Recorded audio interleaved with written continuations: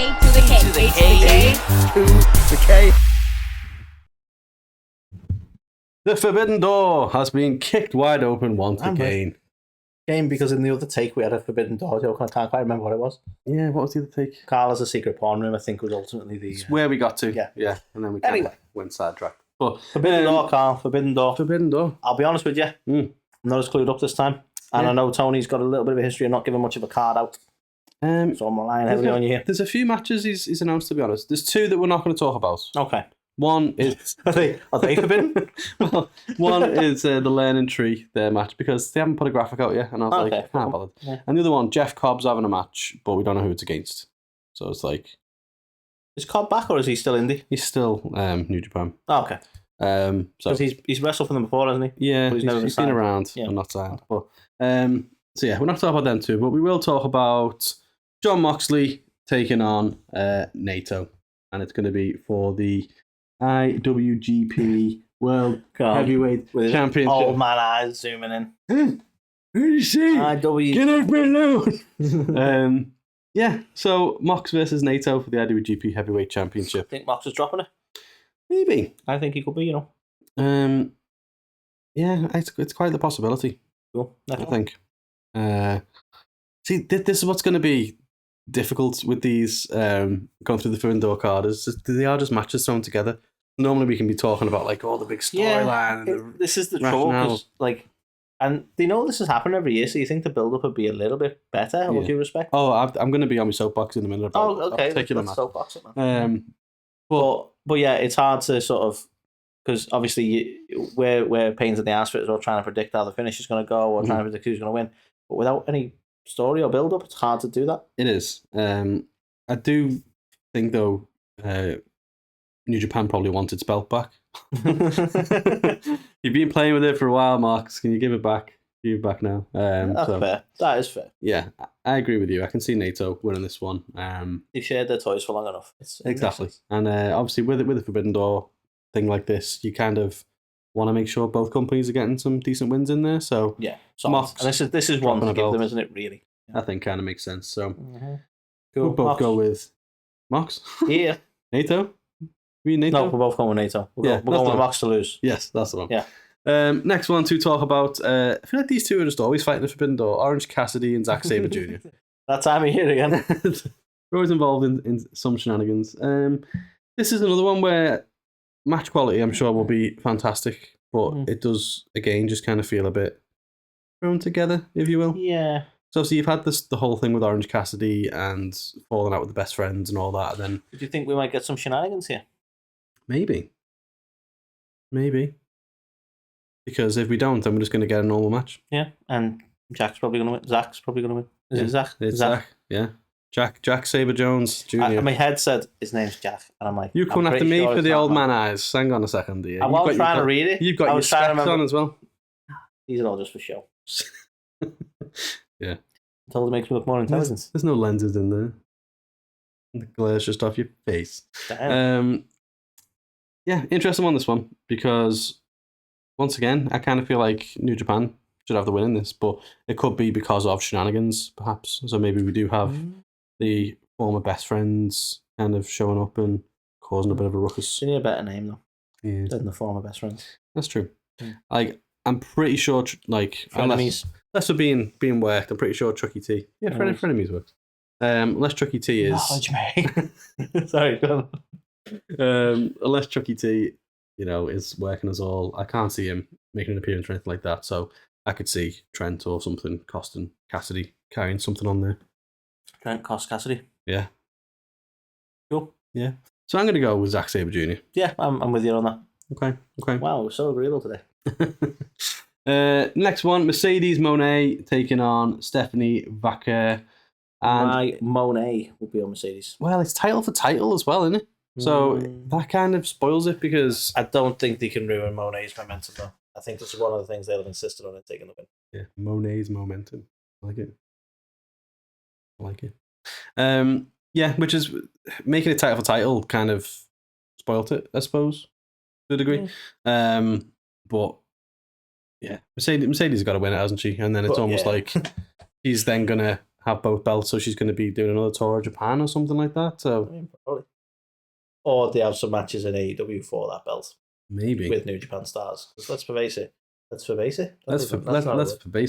The Forbidden Door thing is not like that's the pay-per-view, but there's not to say that they can't have these inter-company matches routinely. Yeah, that's fair. That is fair. But then, yeah, you kind of, I was going to say you wonder who they'd bring in for it and stuff, but you get, like, this is why, is Forbidden Door that forbidden anymore? Because I feel like every week or two you get some I don't think random... it is, but they can't just call it Door. No. It's AEW, the Door. Actually, that kind of works. Don't let the door hit you in the ass. But yeah, like, I can't see any other outcome here. It's got to be Mercedes on it. And then... Agreed. Do you think it's the right choice, though, giving it 2 belts? Yeah. Mm-hmm. Like... You can Mercedes 2 belts. Yeah, it doesn't quite have the same ring to it as Becky. Yeah, maybe. They'll want to do that. Yeah, to be fair. Like, well, if that horsewoman can do it, then I can. I'll give it 3. What? I don't know why. I thought you were insulting her. Like, a horsewoman. I was like, damn, that was mean. And I'm like, oh yeah, the horsewoman. Anyway, carry on. Woman that resembles a horse. She hasn't even got that long a face. I don't even want to... But yeah, no, okay, yeah. She might do after Mercedes gets 2 titles. But yeah, I'm going to go Mercedes. And yeah, I think it's a very predictable match, unfortunately. Sadly, yeah. Which then takes us on to somewhat less predictable. So we've got a TNT Championship ladder match. I say it's less predictable, but is it really? So participants announced so far. We've got Dante Martin. We've got Mark Briscoe. We've got Gester. We've got Leo Rush for some reason. And we've got... Is he not retired? Jack Perry. Several times. Oh, okay. Yeah, depends how he's feeling. Out of retirement again. Yeah, for now. He might retire by the end of the match. Maybe before. Mid-match. Yeah. I'm done. I'm screwed. I'm screwed? No. Screw it. I'm done. Yeah. Yeah, something like that. Jack Perry then? That's what I mean. I was like, a little bit less predictable, but like, how annoying is it going to be if you had the walls are sneezing. How predictable is it going to be when you've kind of done this whole thing with the Young Bucks, like they were just going to give him the belt as the EVPs, that no, we're going to have a ladder match for it, and he wins it anyway. Yeah. Well, I think this is where, like, I do think they'd book it that way because they like to get under people's skin in that way. It's just it's almost like what are you gonna do about it kind of thing. Yeah. You know what I mean? I could see them doing this in a booking sense of like, see, it didn't fucking matter. Yeah. Like, how far the TNT title has fallen, and I mean no disrespect to Adam Copeland, but you kind of look at what it was portrayed as early on, and now looking at the people in this match, and like, it's Forbidden Door, and there's not even any New Japan peeps in it. And I get you can be like, they're going to add some in. Well, I think there's only one space left. I don't know whether we're going to find out on Dynamite or yeah, strange one. But looking at them, who would you be happy winning? None of them. So I mean, probably Jack Perry. You've got to give it Jack, haven't you? And I don't even like Jack, but that's probably the best shout. Yeah. Yeah, which kind of makes you wonder why didn't they just do it in the first place? Yeah, so but just having a match now they can annoy us even more. I wonder whether we're going to get like a wild Darby Allin. Would do. Something like that. Who's missing these days? Anyone else missing? Sammy Guevara. A wild Pac. There's Pac these days. Yeah, Pac's around. I think he'd be a great TNT champ as well. I love Pac. I mean, he might actually be on this card. I don't think he is, but we'll find out. But yeah, Jack Perry. Yeah, Jack Perry. Yeah. Which takes us on to another match that is just happening. Another match. Bryan Danielson versus Shingo Takagi. I'm glad you have to announce all this. And it is a qualifying match for the Owen Hart Cup. I'm going to give it to D-Bry. You think so, wouldn't you? Yeah, kind of makes sense. I think for people who must love New Japan and AEW, maybe this is a dream match. Maybe from a quality perspective, it will turn out to be a dream match. Yeah, I mean, this is the thing with us in this pay-per-view. We don't know a lot of the New Japan talents. And you end up going, that was a fucking great match. Yeah. So, there's always scope for that. And I think, and we say this a lot, you can't take that away from AEW. The match quality, for people who just love watching wrestling matches, it's fantastic, phenomenal. Some great matches happening there. I understand some people don't like the style of matches and all that good stuff, but, the matches, for the most part, are fantastic. It's just the story in it. which is always the problem. And when you've got something like this with even less story, it's just these guys are fighting. It just kind of makes you go, do you care? You'll sit there and you'll like it. So, yeah, I think you're going to go Danielson, aren't you? Yeah. Just cause. Yeah. Let's vote Danielson. Let's vote Danielson. Yeah. Soapbox time. You know nothing? A match we're all waiting for.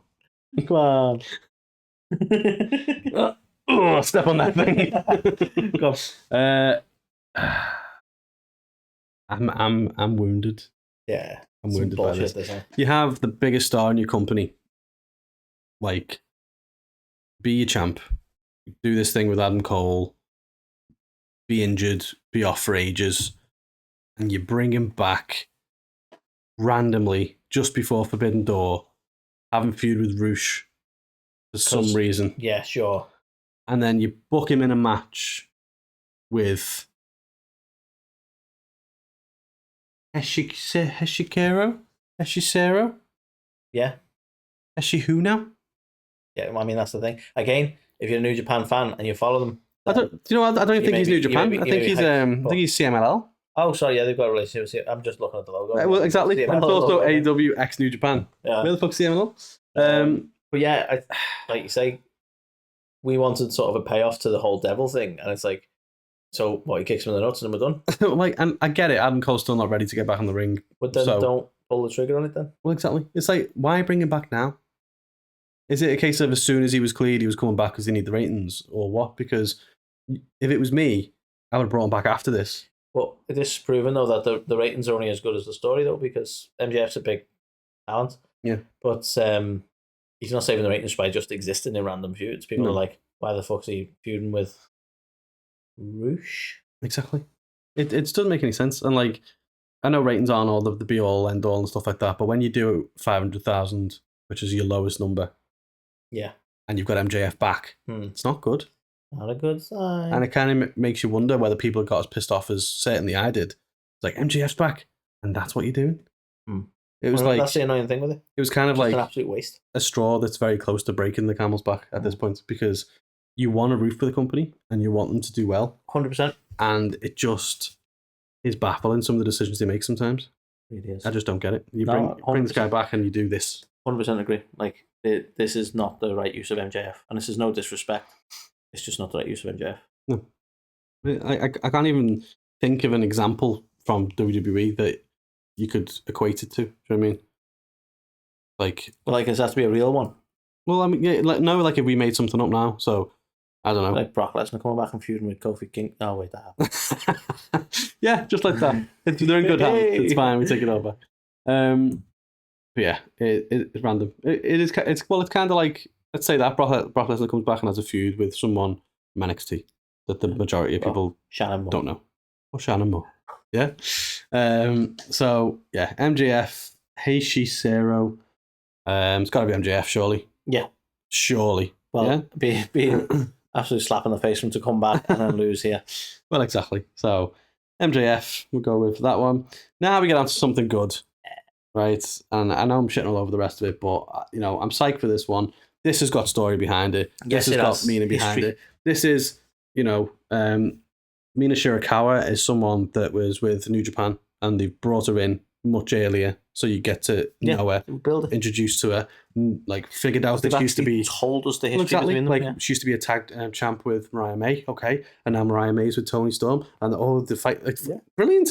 Look at storytelling. That. Well done, storytelling. Okay, and it's weird because this one isn't telling a story. Yeah, it's weird because wouldn't you just know it because there's some storytelling going on? I want to see this one. I know, it's funny how that works. Can't wait to see this one. Because I mean, Toni Storm's been absolutely killing it, if we're honest, right? I know some people really don't like her gimmick, but you know what? It's compelling. Whether you love it or hate it, it's compelling. Yeah. No, it is. And as you say, this has actually had some build up to it. I'm rooting for Toni. But there's some build up to it. Well, that's what's fascinating about it is obviously I think they have updated it. Yeah, so obviously Mariah May is in both because she obviously can't pick, can she? So it may as well be a Mariah May on a pole match almost, because you've got to imagine whoever wins this. Well, obviously, like, is this the moment? A little bit. Is this the moment that Mariah May turns on Toni, and you get Mariah. Is it the right time for that though? Well, we've got All In coming up. You have a few British girl, Mariah May versus Toni Storm for the title. Yeah, you know what?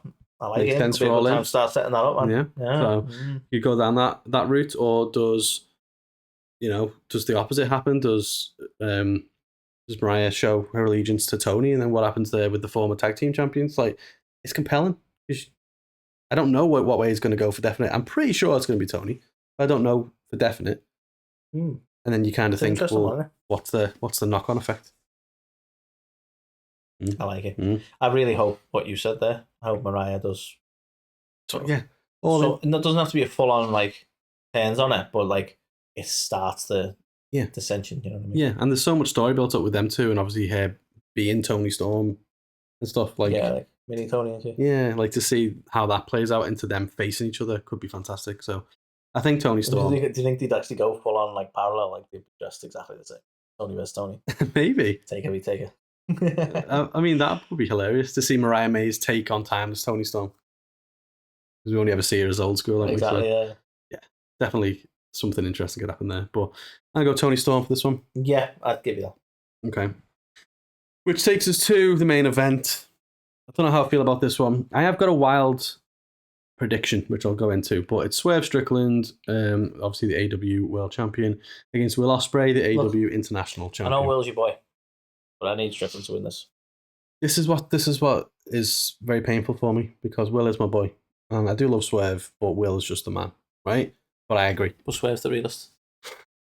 I agree. And the thing I'm having a problem with is how we get there. Because if Swerve beats Ospreay clean, I'm not a fan. If Swerve cheats to win, I'm not a fan. So how do you get to the result we need? I'm not sure, but I mean, I've got two suggestions. Well, I don't know which one. So Swerve's going to turn heel. Okay. And join up with the Don Callis family. Because Ospreay's like, I don't need the Don Callis family. I can do this on my own. Blah blah blah. Puts Swerve back as a heel. Puts Ospreay as a babyface. They can redo this match at All In.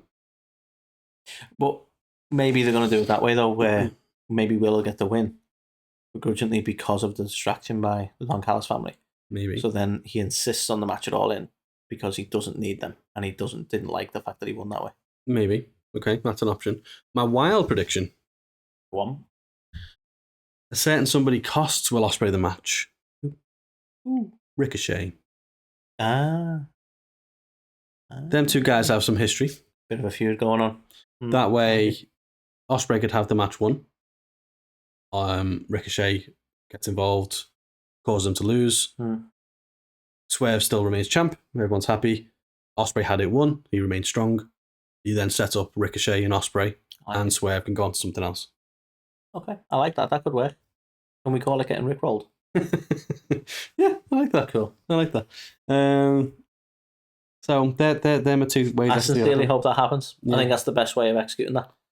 I mean, hearing this, Tony. We are obviously making some wild assumptions, and if it doesn't happen, AEW kind of set themselves up for this, because it wouldn't surprise me if a lot of people think this is going to happen as well. Yeah. But there's also another camp saying, "Oh, Ricochet hasn't really left the company. That this is all storyline, and he'll come back and go after Bron Breakker for the Intercontinental Championship down the line." Blah blah blah. You know, Samantha's still there; she's not left. Because obviously, imagine have to be in the same company. Yeah, imagine you and your spouse being. I don't know. I think he was just professional, and he wrote him out, and he was like, "Yeah, I'll play ball." I do think he's done. Yeah. I don't think there's going to be any secret storyline going on, because let's be honest, the secret storyline will culminate in him winning the title from Braun. Exactly. It's not going to be great. Let's be honest. And let's be honest as well, Ricochet is fantastically talented in the ring, not the best in terms of charisma. So that is true. I say this begrudgingly, fit in better at AEW for that reason. Yeah, because it's more in ring focused than it is flips and stuff. And flips and stuff. No, I think he'll do well in AEW. So really if that's the case and he has signed with them, this will be the perfect time. Get him with Ospreay. Get that set up rolling. You can have Swerve against someone else. Don't know who. Someone else. Yeah, don't know who you go for, but yeah. So for that reason alone, Swerve will retain. As much as it pains me to say that, he should retain. And do you think he will? Yes. Okay. So yeah, they were our AEW X New Japan Forbidden Door predictions. Gotta say, not massively excited for this one. No. Could you tell if you made it this far? Yeah, it's not been. So I mean, card wise, we haven't seen it yet, obviously, but card wise, it's not the most compelling compared to previous years. No. A couple of random matches like just seem as throwaways in there, but very excited for the Toni Storm and Mina Shirakawa match and what happens to Mariah May. And I am excited for the main event, to be fair. Yeah. I don't think it should happen now, but if it's going to happen, then hopefully one of the things we've said comes true. And it's not just like Ospreay just loses. I know. We can't have that. So, yeah. Let us know what you think. Are you excited for this one? Is this the best Forbidden Door card you've ever seen? Let us know in the comments. If you're listening to this, do the usual. Give us a nice, good rating, please. And if you're watching, like, comment, subscribe. Before we let you go, just a shout out to A2theK Foundation. Yep, shout out to those guys. You need to go check them out. So they are doing some really awesome stuff at the minute. Big plans in the UK to rock up at some British wrestling shows and take donations of things like action figures and wrestling memorabilia and donate those to kids that really need it. It's a really noble cause, and it's it's giving back to the less fortunate, but it's also trying to share the love of wrestling, which is something I 100% get on board with. Absolutely. And I really hope it catches fire. And obviously, as I say, or as Carl said, I'm not going to steal his words. Check him out. Check him out at A2theK Foundation. So until next time, bye.